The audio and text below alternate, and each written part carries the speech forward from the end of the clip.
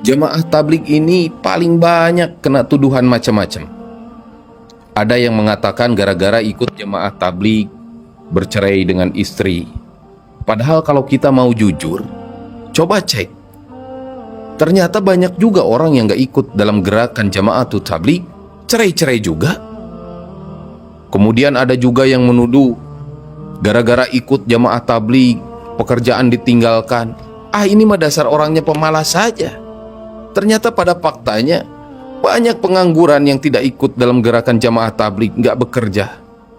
Tetapi kenapa harus selalu dinisbatkan kepada jamaah tabligh? Jamaah tabligh sering meninggalkan anak istri tanpa meninggalkan nafkah.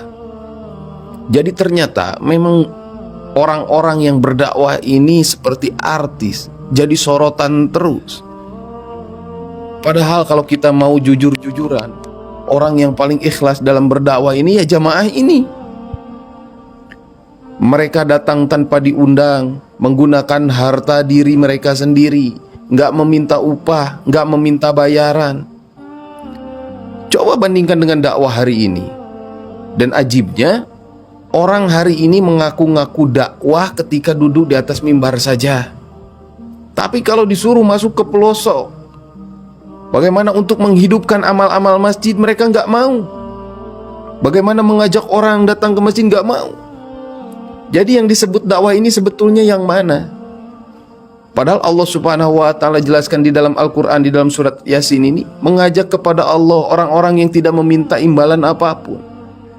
Dan ciri-ciri daripada dakwah yang mengikuti para nabi adalah dakwah dengan mengunjungi umat, mendatangi umat, bukan didatangkan oleh umat, tapi langsung mendatangi umat dengan berkorban harta diri dan waktu, bukan mendatangkan harta.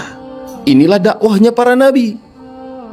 Jika kita ingin melihat sesuatu ini, kalau untuk mengikuti para nabi ini dalam hal agama ini, ikuti orang-orang terdahulu, bukan mengikuti orang-orang sekarang. Karena inilah perintah Allah subhanahu wa ta'ala. Jadi kalau dalam urusan agama, maka kita ini mencontoh orang-orang terdahulu. Siapa orang-orang terdahulu? Yaitu para sahabat radhiyallahu anhum ajmain. Sebagaimana firman Allah subhanahu wa ta'ala di dalam Al-Quran, wasabiqunal awwaluna minal muhajirin wal ansor. Orang-orang di kalangan kaum muhajirin yang pertama-tama masuk Islam dan orang-orang ansor. Ini orang-orang terdahulu. Dan mereka ini Nabi Muhammad SAW sebarkan daripada 124.000 sahabat ini ke seluruh penjuru dunia. Gerakan dakwah berjamaah dipimpin satu orang amir, kirim dengan rombongan-rombongan, itu dakwah zaman dulu. Ini kalau mau kita jujur-jujuran, dakwah yang seperti ini yang dibuat kembali seperti zaman dulu ya oleh jamaah ini. Nah ini yang akhirnya jadi lucu. Kok kita seakan-akan dipaksa mengikuti cara dakwah yang sekarang? Dakwah pakai sosial media, dakwah di atas mimbar, dakwah dibayar macam-macam. Ini bukan dakwah. Dakwah itu mengunjungi umat, disebarkan daripada hasil musyawarah, sebagaimana Rasulullah bermusyawarah dengan para sahabat, disebarkan untuk mensyiarkan agama. Dipimpin satu orang amir, maka rombongan-rombongan dakwah dikirim oleh Nabi Muhammad SAW. Ini dakwah mengikuti orang-orang terdahulu. Jika untuk urusan dunia, maka kita lihat bagaimana hari ini orang-orang yang sukses dalam urusan dunia. Kalau kita ingin sukses dalam urusan dunia, lihat orang hari ini yang sukses dalam urusan dunia, dalam perdagangannya, dalam jabatannya. Jika Anda ingin mengikuti, ingin sukses seperti orang-orang dunia, ikuti orang-orang sekarang. Jadi kadang-kadang Masya Allah, banyak orang ini mendahulukan apa yang menjadi sangkaan di dalam otaknya, kemudian dituduhkan kepada jamaah tabligh. Tetapi ini sudah sunatullah. Bagaimana orang-orang yang keluar di jalan Allah dengan ikhlas ini, maka dia akan mendapatkan ujian-ujian, cacian-cacian, sebagaimana para sahabat ataupun para nabi terdahulu dalam berdakwah.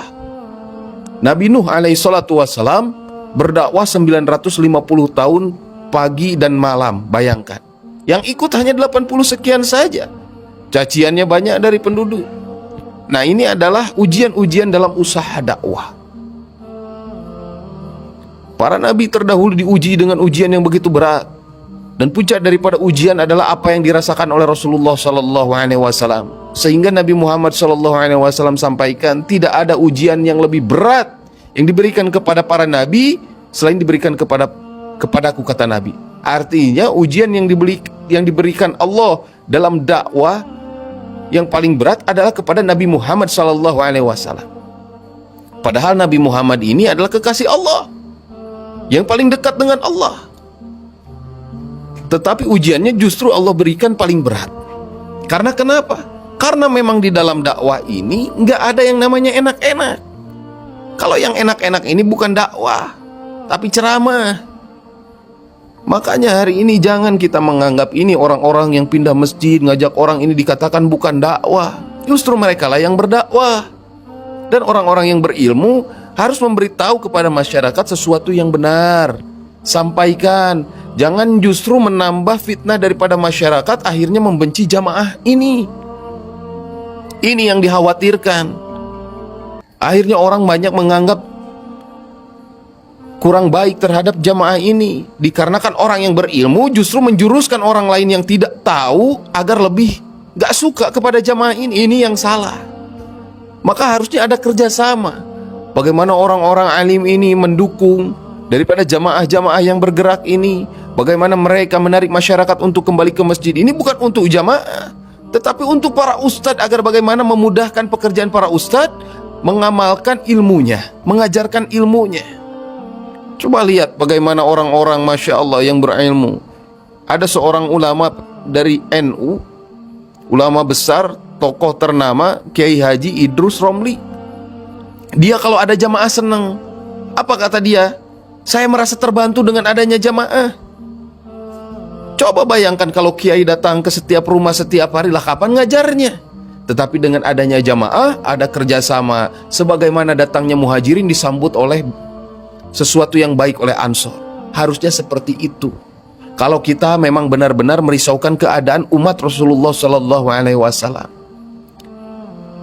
Jadi sangkaan-sangkaan yang dituduhkan kepada jamaah tabligh ini ya memang sudah menjadi sunatullah, adalah ujian. Tetapi masyarakat hari ini harusnya berpikir dengan menggunakan pikiran yang jernih, tidak mendahulukan sangka buruk kepada jamaah ini. Walaupun setiap pergerakan dalam Islam tidak ada yang sempurna, selalu ada kesalahannya, tetapi kebaikannya ini banyak nggak dilirik. Jamaah tabligh meninggalkan anak dan istri, contohnya ternyata justru kebanyakan anak-anak daripada jamaah tabligh, preman-preman yang hijrah taubat ikut daripada gerakan ini, anak-anaknya menjadi hafiz-hafizoh. Coba lihat di Temboro, berapa puluh ribu orang yang belajar Al-Quran menjadi ahli Quran, menjadi orang alim, yang ternyata orang tuanya ini bukan orang alim, tetapi karena dakwahnya mau hijrah, kemudian saling mengajak kepada kebaikan, Allah Subhanahu wa Ta'ala perbaiki keturunannya. Tetapi kadang-kadang hari ini terbalik, sedih.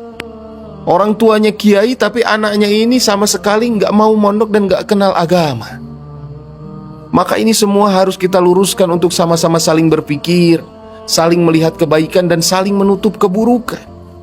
Karena Nabi SAW sabdakan, barang siapa membuka aib saudara muslim, maka Allah Subhanahu wa Ta'ala akan buka aibnya sebelum dia meninggal, bahkan dipermalukan di dalam rumahnya sendiri. Jadi kalau untuk sangkaan-sangkaan yang seperti itu mah sudah biasa, dan kita tidak harus banyak menanggapi fitnahan. Ada satu pepatah yang luar biasa. Ini bentuknya quotes. Jadi quotesnya itu, apapun yang dikatakan orang lain kepadamu, sesungguhnya itu bukan dirimu, tetapi dirinya. Jadi kalau ada orang lain nuduh seperti ini, seperti itu kepada kita, sebetulnya dia sedang menunjukkan itu bukan kita, tetapi dia sedang menunjukkan itulah dirinya yang sebenarnya. Maka mudah-mudahan mudzakarahnya bermanfaat. Dan Allah Subhanahu wa Ta'ala mencabut sifat buruk dalam diri kita, yaitu selalu sangka buruk kepada orang lain, terutama kepada orang-orang yang mengajak kepada Allah Subhanahu wa Ta'ala.